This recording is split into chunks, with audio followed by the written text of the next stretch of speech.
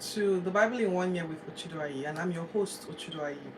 So, over the last 7 weeks, I have read through the Bible, intending to cover the Bible cover to cover. I chose to do this because I want to know God for myself, and I want to know Him better, and I want to know if the things that people say are true about God. I want to see for myself and make my own, uh, interpret my own findings, draw my own conclusions. So over the last few weeks, I have read the Bible through in 1 year, following a daily guide that I use. Following a daily guide like that I use. I've introduced myself. I've shown. I'm using 6 versions of the Bible just to study. If I don't understand one thing, check the other version. I'm doing this. I'm documenting my journey so that I can encourage someone else to know God for themselves. Not necessarily to. In fact, I don't even want them to take what I'm saying as I don't want to take, I want them to discover for themselves. So every day I read a New Testament, an Old Testament, the Psalms, and the Proverbs. And then I say what it means to me. Sometimes some stories stand out very strongly, sometimes not very strongly. Sometimes I don't even understand what they're saying. So today, I I want to do it every single day and document my journey. While I'm able to read the Bible at least as frequently as possible, sometimes I'm not able to record it every single day. So today I want to combine 2 episodes because I've had a really hectic 4 days, and I'm going to combine in 2 days today. Okay, I'm going to be combining day 48 and I'm going to be day 49 out of 365 days. I will try to be consistent and share my learnings every single day, but if I don't, I will still share it, maybe just not at the time that I studied it. So today we're going to be looking at Leviticus 4, chapters 4 and 5. Most of chapter 5 anyway. There's still a portion. Okay, so all of chapters 4 and 5. And then we're going to look at chapters 6 and 7. So I have read through the Bible and I've shared a summary of what I'd like to just talk about. In chapters 4, if you remember, chapters 1 to 3, it was introducing the different kinds of offerings. Now in chapters 4 and 5 of Leviticus, it's addressing when a priest sins. It's no longer just these are the things you do when you sin. It is now coming down to when a priest sins and when an ordinary individual in the society sins.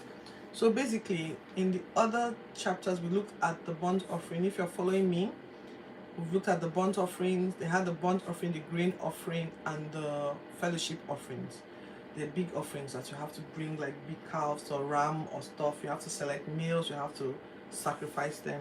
This time around, it's saying what the priest should do, what type of sacrifice the priest should bring when he sins. So I wrote here that when a priest sins, just like burnt offerings, they require extra ceremony. For instance, when they described bringing the burnt offering, I said you select a male goat, a year old, you bring it, you put your hands on the head, you declare it. After presentation, it's killed, it's skinned, the hairs and everything are put on the altar, and it's burned continuously till it burns completely, and then it's cleared away and discarded. But when a priest sins, you do all of that, but before the offer, everything is burnt, the priest will dip his hand. I think it's the priest. I don't know whether it's okay. I think I wrote it here. It could be that when the priest sins, he will come before the other priest, and then they will have to certify him atoned so that his offering can be burnt on his behalf. The priest who is probably supervising will dip his finger into the blood of the slain animal and sprinkle it 7 times before the sanctuary, and then they burn the fat just like the fellowship offerings. But this time around, when it's a priest sins, they take the head, the offals, the legs outside the camp and burn it on firewood, as opposed to burning it on the altar. Honestly speaking, I don't know how they got by these things. The rules were so many, so finicky, So if a priest sins, they will not burn the legs and the head and the offals on the altar. They will take his own outside the camp and burn it. So when anyone in the community sins, they're guilty. But if they're not aware, then they don't need to do anything. But when they become aware of their sin, the elders are to lay their hands on the person and perform the ritual. So like maybe someone from a tribe sins, the elders of that tribe will lay their hands on behalf of the community, as well as on behalf of the community. When we bring the animal, they'll lay their hands on the animal and perform the same offering rites that I've already said in the past. And if you want more details, you can go and check it out. It'll be hard to read all the details here on behalf of the community.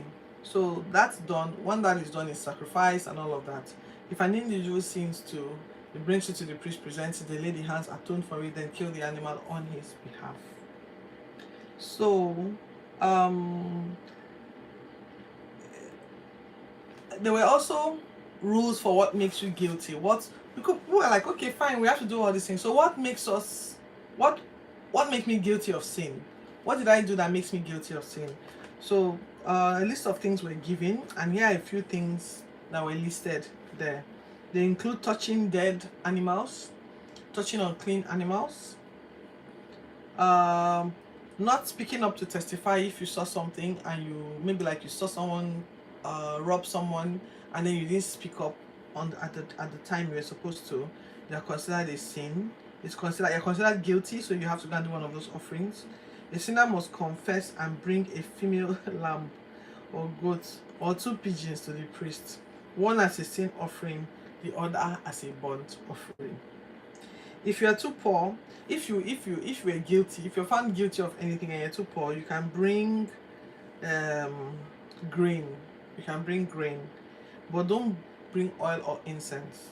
The priest will burn it take a portion of it in his hand and put it on the fire as a memorial portion of grain to atone. The rest, so if someone brings a bag of grain, for instance, because he's too poor to get a pigeon, 2 pigeons, or too poor to get a goat or a lamb or a sheep or whatever, if he was too poor to do that, he'll bring a grain. The priest will take a portion of the grain in his hand and pour it on the altar, and then keep the rest for him, the priest, and the priest's family. So they have the guilt offering and they have the fellowship offering. The guilt offering, a ram so if a ram costs $5, for instance, the sinner will bring the ram. If they say the sanctuary price for ram is $5, the sinner will bring a ram worth $5 and then add a fifth of that figure on top. Okay, add a fifth of that figure on top of the figure for the ram, and he must that's his restitution. That's his restitution, and give it all to the priest. Okay. So I wrote here, how did they come? Were they monitored? So I decided that all these people that were coming to atone or give sins, was there someone going around pointing out that, look, you committed a crime, so go to the temple and atone for your sin? Or were they just honestly feeling, accepting that they had done something wrong? And because you have to, it's like if you do something in your house and no one knows, you still have to get up, carry the sheep, go to the altar, to the temple, and sacrifice it. Who was monitoring these people? How were they just honest, cut to the heart, and so they were very sincere and honest about all the things that they did wrong? I thought about it. The rules were very many. When I was reading it, I was actually tired of reading it a bit. I think that God wanted to discourage sin in any way. I think if he felt maybe God put all those rules and restrictions to just make everyone acquire in a very tough manner the right behavior. Maybe when they were slaves in Egypt, there were just no laws guided there. They had no morals, nothing. So this was God trying to establish morals for them, trying to make sure they got a hang of doing the right thing, trying to instill a new behavior in them. But it did it's quite a bit. However, God is all knowing. God is all knowing, and he knew that I've often wondered, he knew that they will not be able to keep up with these things. So why did he even introduce it in the first place? What was he hoping to bring out of them? What was he hoping to bring out of them after all is said and done? Anyway, so that ends the Old Testament for day 48. Day 49, Leviticus 6 and 7. We continue the laws that guide what makes you guilty and what qualifies you to bring your offering to the temple for sacrifice. So here it starts. Of course, it's my summary, my notes now. If anyone sins by being unfaithful to God, or being deceitful, or he steals, or lies, or cheats, or swells, or falsely accuses someone else, lies about property, he is found guilty, and he must atone for that. He must bring a guilt offering. So the guilt offerings are in various stages, like I said before. We have the burnt offering, the grain offering, and the fellowship. So you see that these things must have taken a while for the Israelites to get a hang of it. You know, one of the peculiar things about the burnt offering that was listed here is that the burnt anything brought in as burnt offering must be put on the altar, and the altar itself must always be fed with firewood. It must never go out under any condition whatsoever. Under any condition whatsoever, you know. And the priest, for the priest to clear the ashes, the priest must wear his outfits, like the tunics, then go and clear the ashes, go and deposit them, then take off that stuff, have his bath, and very complicated stuff, guys.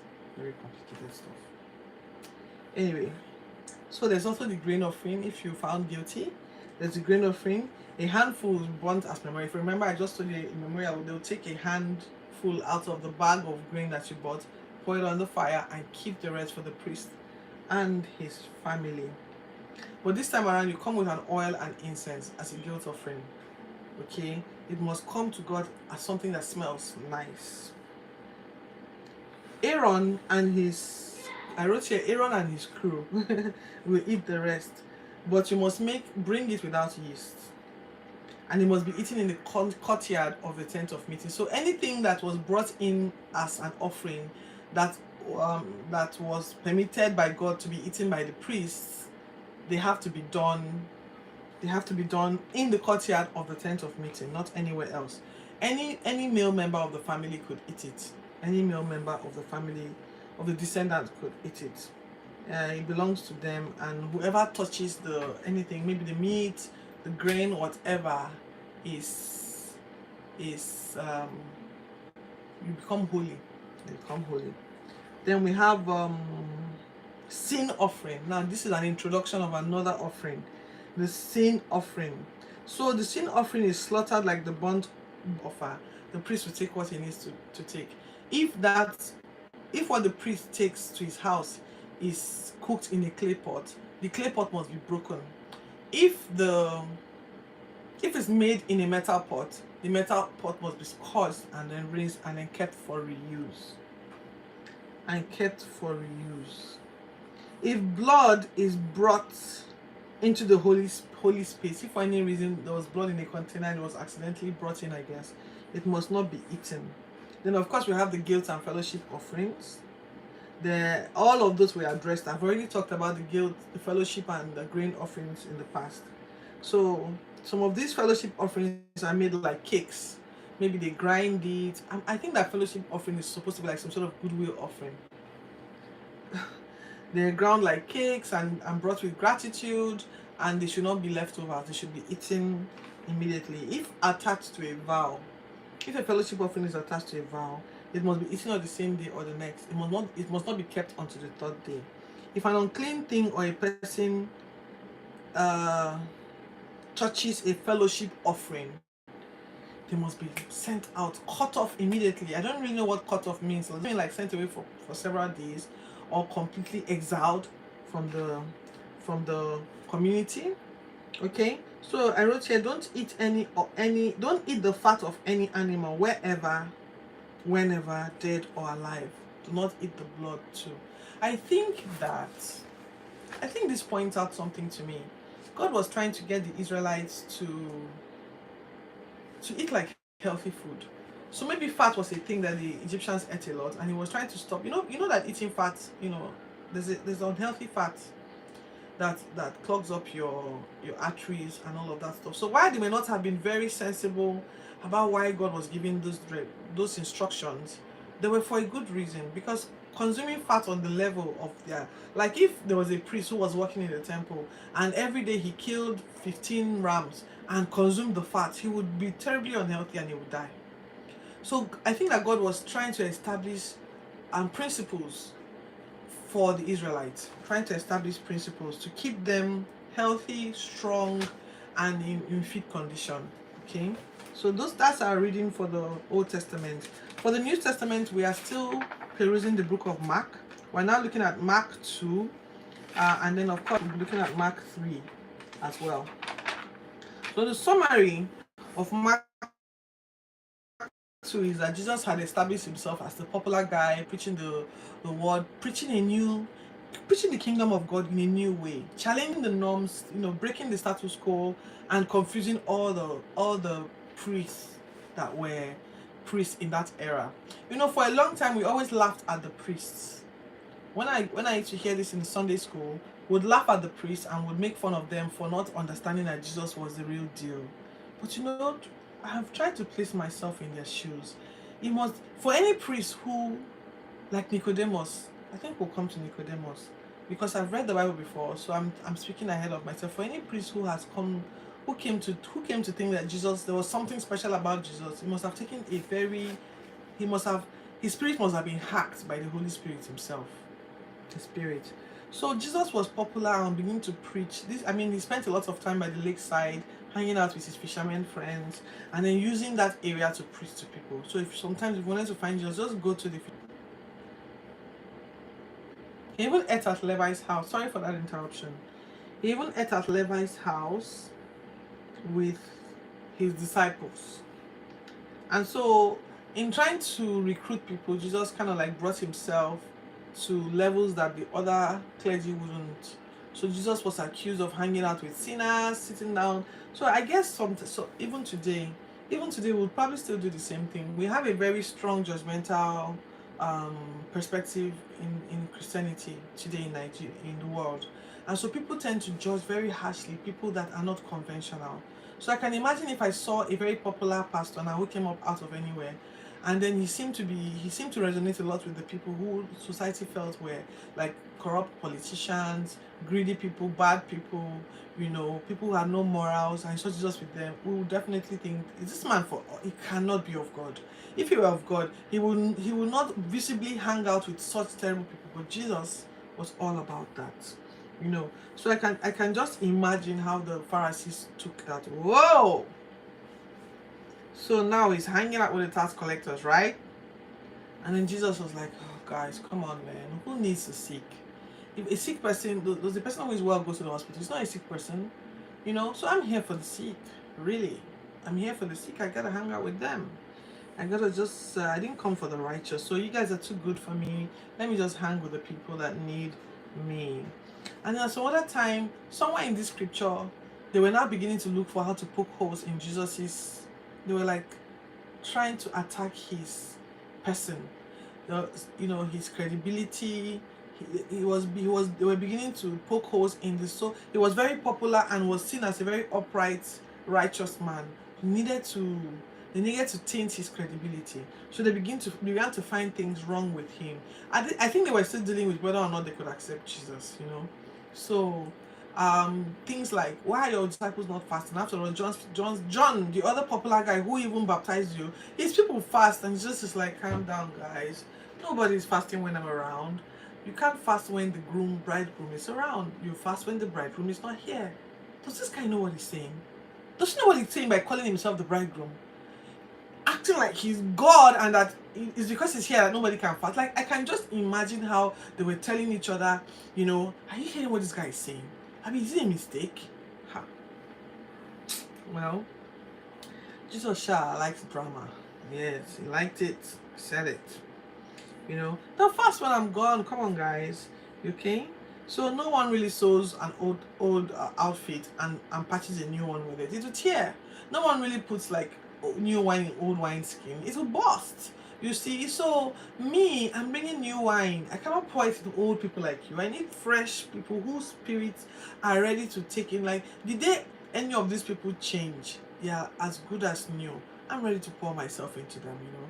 That's how I interpreted it. So sometimes, for someone like me who has kind of like been a bit more moral, I've always been like I've not been wild or crazy. I've always tried to stick to the right thing and do the right thing, like a goody two shoes to an extent. I I find that if Jesus did this, then I shouldn't have a problem with being. It's okay if I'm misunderstood. It's okay. Now I can't judge anyone. In fact, sometimes I even sense God asking me to go against my normal moralistic mind and do some things, say some things, you know. And initially I'd struggle with it, but man, if Jesus did it, I mean, I'm not better than Jesus really. So no one, no one, no one, no one, no one. If Jesus hung out with people in order to get them saved, I should have room in my Christianity for that. Yes. If he didn't judge them, then I don't judge. Then I don't judge. Then I don't judge. So Jesus went on healing people. He went on, you know, he was doing things all over the place, healing sick people, you know, eating with people, talking with them, speaking with them. People were just throwing around him. This guy is the real deal, you know. So one day, one day, something began to seal Jesus' feet. One day he went into the temple and the priests were like, you know that Moses says we should not do anything on the Sabbath. Are you going to heal somebody on the Sabbath? And Jesus is like,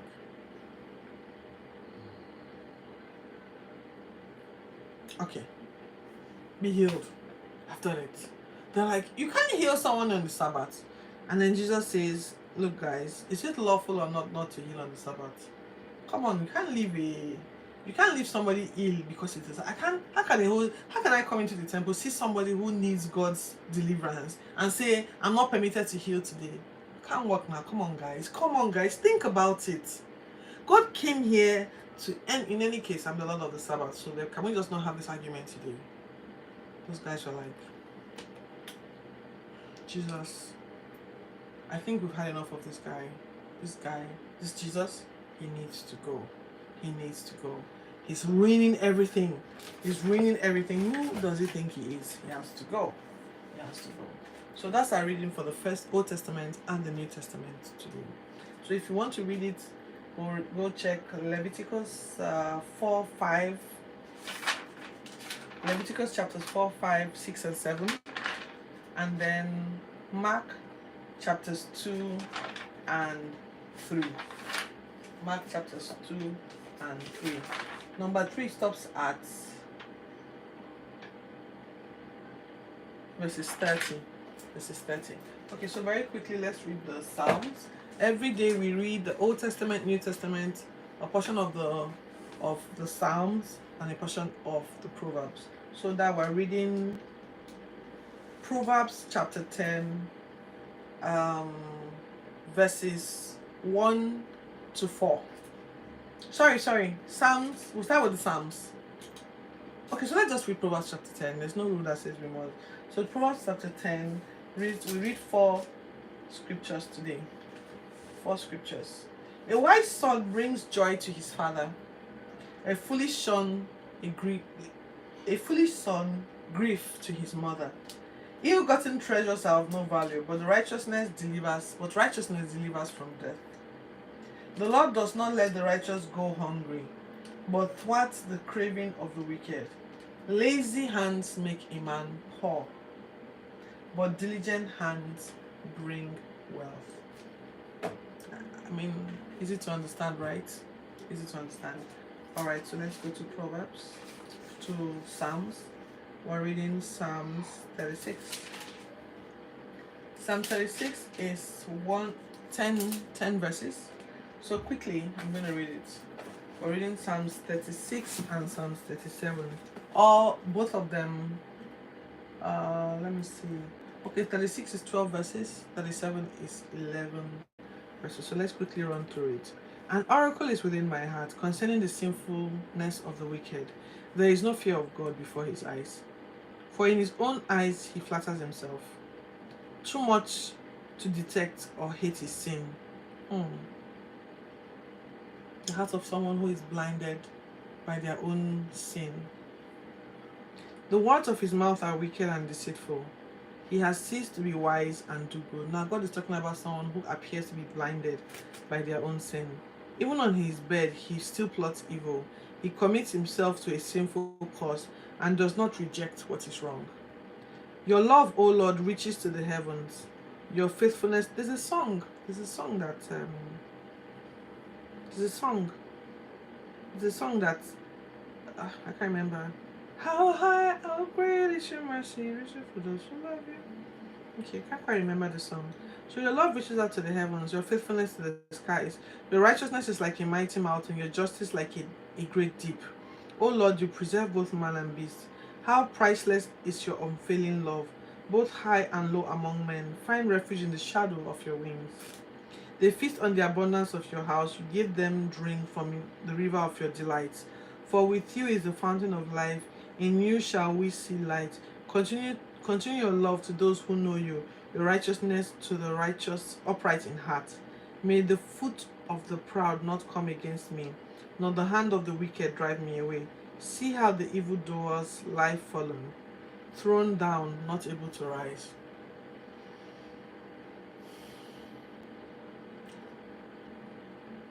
I'm not sure.